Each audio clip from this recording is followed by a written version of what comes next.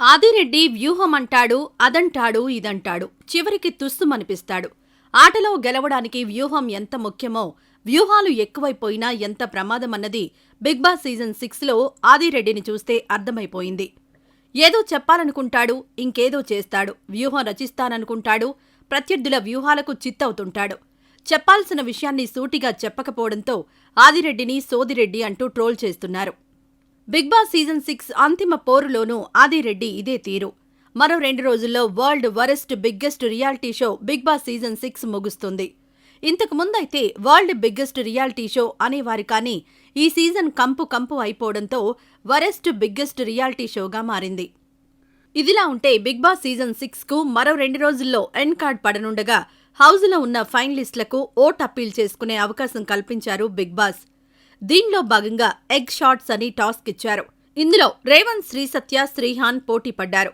అయితే ఈ టాస్క్లో మిగతా వారిని మట్టి కరిపించి టాస్క్లో గెలిచింది శ్రీసత్య. అయితే ఏ రేవంత్నో గెలిస్తే నేరుగా ఓటు అప్పీల్ చేసుకునే అవకాశం ఇచ్చేవాడేమో ఆ బిగ్ బాస్.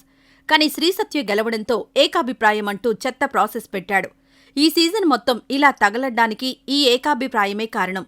చివర్లో కూడా ఇదే ఏకాభిప్రాయం నిర్ణయంతో ఆటను మరింత చెత్త చేసి పారేశాడు బిగ్ బాస్.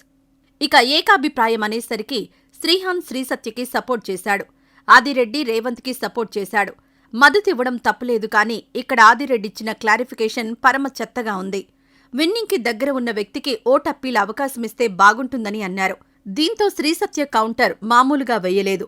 ఆల్రెడీ రిజల్ట్కి దగ్గరగా ఉన్న వ్యక్తికి ఓట్ అప్పీల్ దేనికి? లేని వాళ్లకి కదా కావలసింది.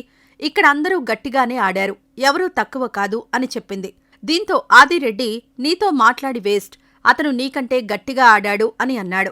ఆ మాటకి కూడా శ్రీసత్య గట్టిగానే కౌంటర్ వేసింది. అతను ఫిజికల్గా స్ట్రాంగ్ కాబట్టి అని అన్నది. దానికి సరైన సమాధానం ఇవ్వకుండా అవును గట్టిగా ఆడాడు అని అన్నాడు ఆదిరెడ్డి.